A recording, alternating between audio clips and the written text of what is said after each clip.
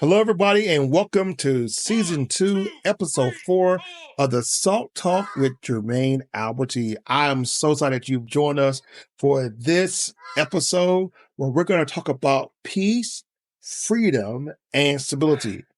Peace, freedom, and stability with the integration of service, affirmation, and love by way of compassion and kindness and transformation. You do not want to miss this podcast.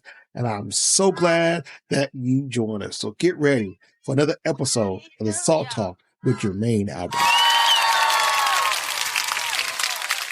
Well, hello, everybody. Welcome to the Salt Talk, where we dive into meaningful conversations that challenge, uplift, and inspire.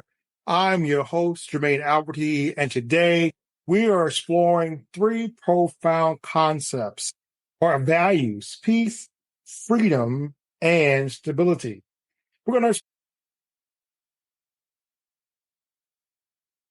explore how these three profound concepts or values, how they intertwine with service, affirmation, love, which is anchored by compassion and transformation. Yes, my friends, you have heard me just give you the acronym for SALT: service, affirmation, love, and transformation.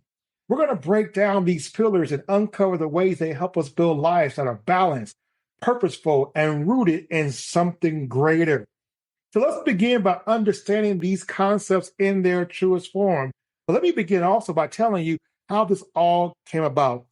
It came about in a therapy session in 2020, where my therapist asked me to look at my values and rank them in order. She asked me to pick 10 values out of 15. And out of those 10 values that I chose, initially was family, spirituality, and responsibility. Three things that had been my anchor, things that I built my life on. The other three, though, were peace, freedom, and stability.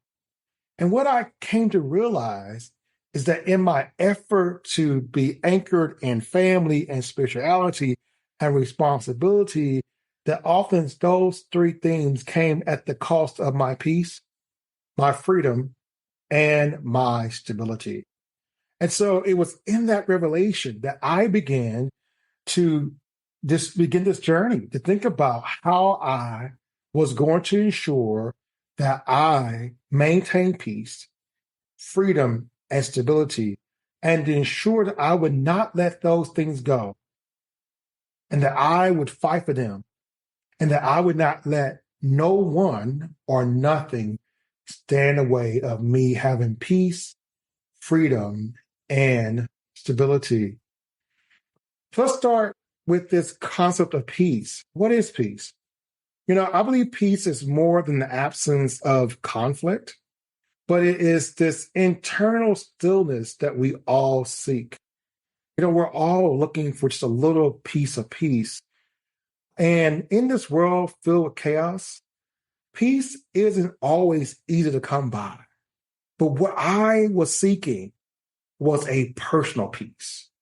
This kind of peace that comes from deep within, this kind of peace that is about centering ourselves in the midst of noise, this kind of peace that's about creating a space where the mind can rest, even if the world around us is turbulent.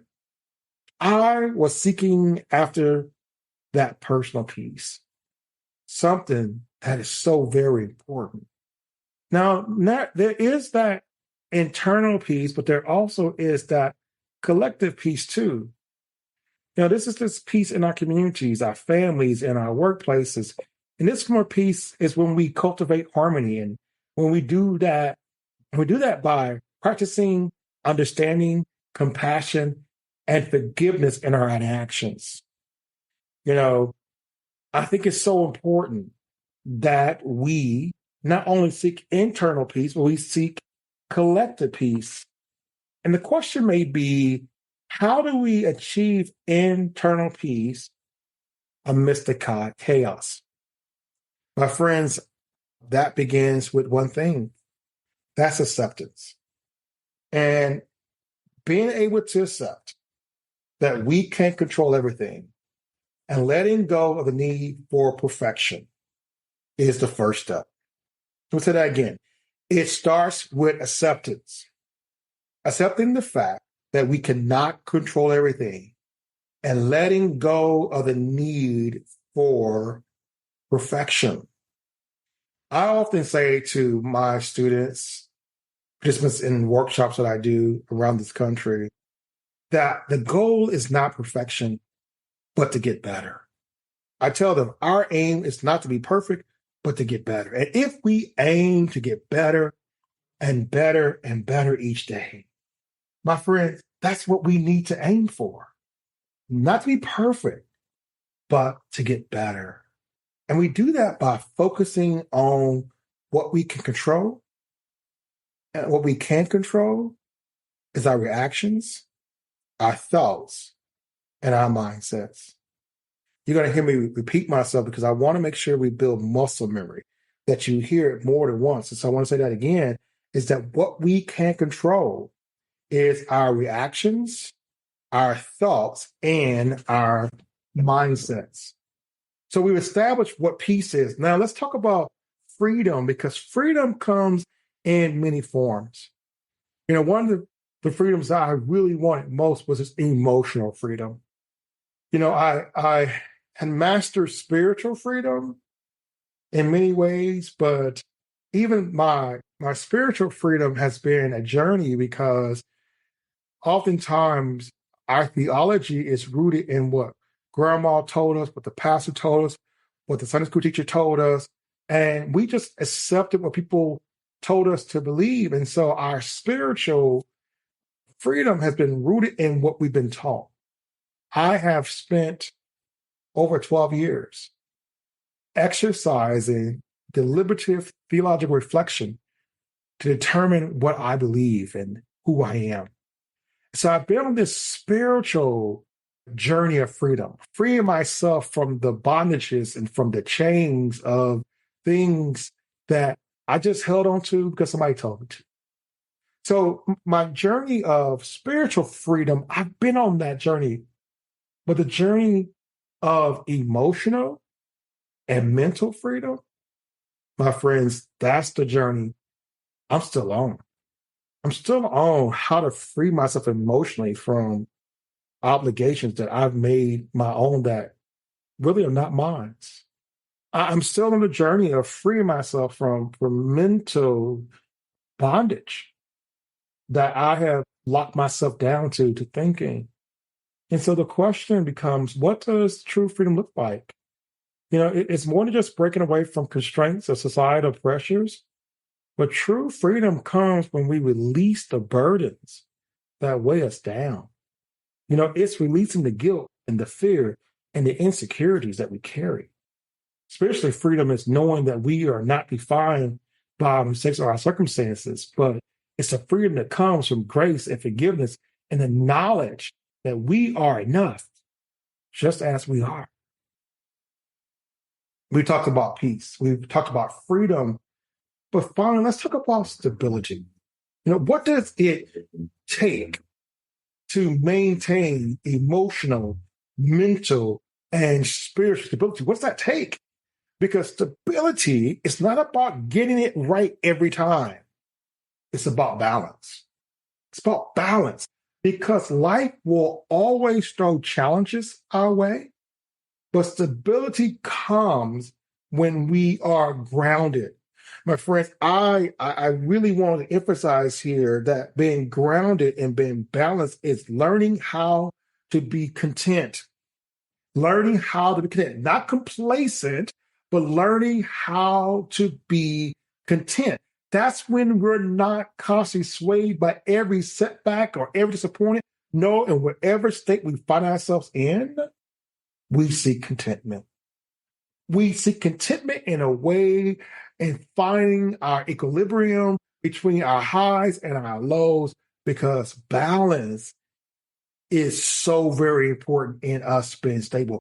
We want to be balanced in how we respond to life pressures and how we care for ourselves amidst the demands of others. This would not be the Salt Talk if we didn't talk about what it means to be salty. Some of y'all heard me talk about what SALT stands for, and I am so excited that I am building a SALT community. In fact, this month of October, we have begun the Wake Up On and With Purpose beta coaching program. Yes. We have begun the beta Wake Up On and With Purpose coaching program, and I'm so excited about the principles that we're teaching and how to wake up on and with purpose. And everybody who's part of this beta program is going to join our SALT community. So what is SALT? You heard me say before, SALT stands for service. It stands for affirmation. It stands for love. And I believe we love by way of kindness and compassion. And it also stands for transformation. And so what I want to talk about is how we integrate SALT into our pathways to having that peace and that freedom and that stability. And what I've learned is one of our greatest pathways to finding peace, freedom, and stability is through service. We have to learn to serve ourselves first. I know that right there may be contradictory to what many people have heard. But if you cannot serve yourself and serve your best interest first, then you won't be good for anybody else. It's like the cook who's always in the kitchen cooking and feeds everyone else, but they never eat themselves. You have to be able to not only be able to cook a meal and serve a meal, but be able to enjoy the meal yourself. And so I want to encourage folks, as you think about that peace and that freedom and that stability, think about what are you doing in service to yourself to maintain peace, to maintain freedom, to maintain stability. What are you doing in service to yourself to maintain those things? But I promise you this, that as you begin to find how you're serving yourself in your journey for peace, freedom, stability, it will spill out into how you offer service to others. You see, service to others often give our lives deep meaning. It often helps us to rise above our own personal struggles. Because when we serve others, we are reminded that we are not alone in this world. And our service connects us. It creates connection. And through connections, we often find healing. You see, service is a very powerful vehicle. And what it does is connects us to the world around us, to our communities, and it helps us to build stronger sense of purpose. And so I want you to think about this. When you give your time, when you give your energy and your resources to someone else, you're helping them, but you're also helping yourself. Because what service does is it brings us a freedom from isolation. We don't get stuck in that lonely, sad place, that woe is me place. Because what we understand is that as we are in service to others, it brings about a kind of internal peace that comes from knowing that you're contributing to something, someone greater than yourself. It is through service that we also find stability, my friends. It roots us in the values of compassion and selflessness. And that's what sustains us when the going gets tough. But I also want to talk about affirmation and love and building a inner strength and compassion. Let's talk about that. Let's talk about affirmation. Let's talk about love, because both of these are fundamental in building an inner strength and mental freedom. First, let's talk about positive affirmation.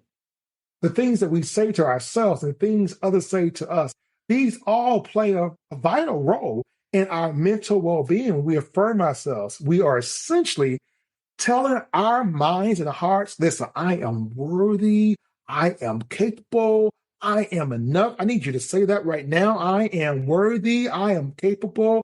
I am enough. Say it again. I am worthy. I am capable. I am enough. These words are powerful and they contribute to your mental freedom because they release us from the negativity that so often holds us captive.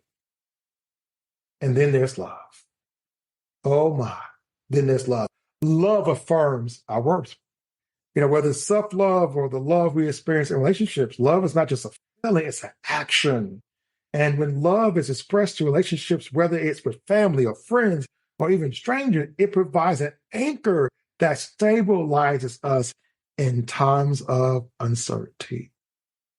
See, my friends, it's about serving ourselves and affirming ourselves and loving ourselves. And as we serve ourselves, affirm ourselves, love ourselves, we then can pour ourselves out into serving and affirming and loving others. I'm coming to close in this episode. Listen, I'm so excited. I'm so excited because this is episode 4 of season 2 of the Soft Talk. Let's talk about compassion. Let's talk about transformation. These two anchors, because remember, I said that love to me is linked in kindness and compassion. Being kind is when we're compassionate. Brene Brown says to be kind to people is when we are clear with people. And that when we are not clear, we're actually being unkind. Kindness is a way we exhibit our compassion toward the next person. Kindness and compassion are interlinked. But not only are kindness and compassion interlinked, compassion can be so transformative. Not just being compassionate toward ourselves and forgiving to ourselves, but being compassionate and forgiving to others. And that brings about transformation. Because compassion is more than just empathy. It's the motivation to act. It's seeing that when someone is hurt or someone is struggling, that we can step in and make a difference. Compassion, though, is when you recognize your own hurt and your own struggle and you say, I need to get help.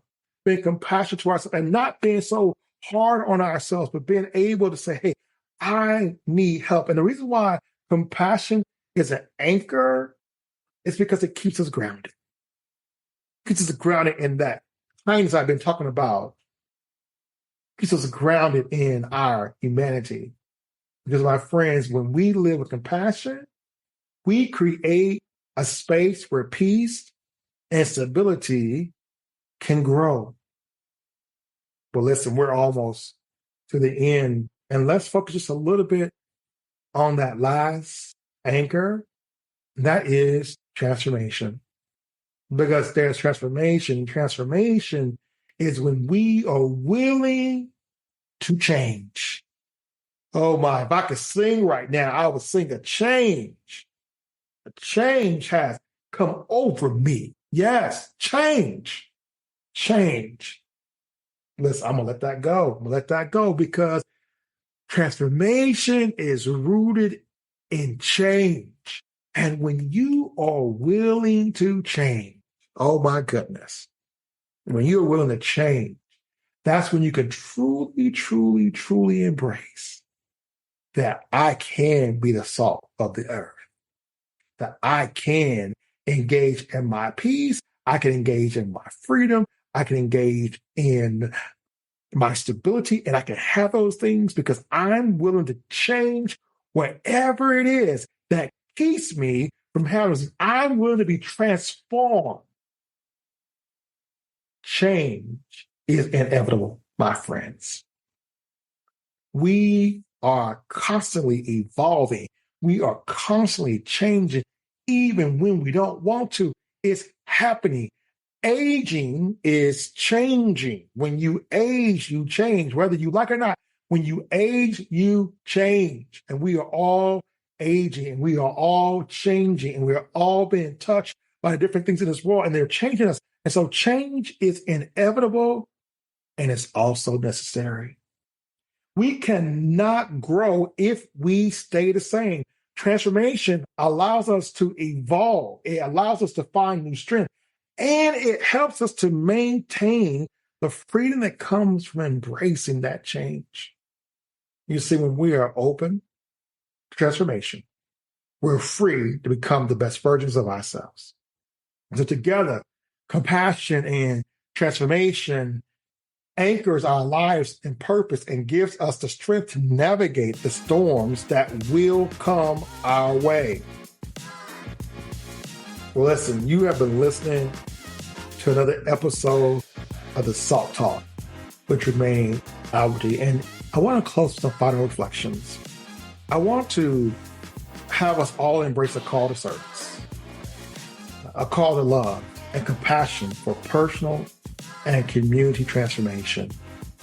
And as we come to the end of today's conversation, I want to leave you with this: peace, freedom, and stability are not abstract ideals. They are achievable, and they are within our reach. So let's start by serving ourselves and then serving others. Let's start by serving our families and our friends and our community. Let's make sure that as we are serving others, that let service provide you with purpose and let it root you in a deeper connection to the world around you. And I want you to affirm yourself. I want you to speak over yourself. I want you to speak words of love to yourself. I want you to speak words of love to those around you. I want you to let love guide your actions. I want you to let compassion drive you to make the world a better place. And finally, I want you to embrace transformation, because change will come. But when we're grounded in compassion and love, we can face that change with confidence. My friends, I hope this episode has inspired you to seek peace, embrace freedom, and find stability through service, affirmation, love, and kindness and compassion, and transformation. And I want to thank you for listening to the Salt Talk with Jermine, Alberty. And until next time, stay grounded, stay compassionate, and live with purpose. I'm Jermine, Alberty, and this has been the Salt Talk. Peace be with you.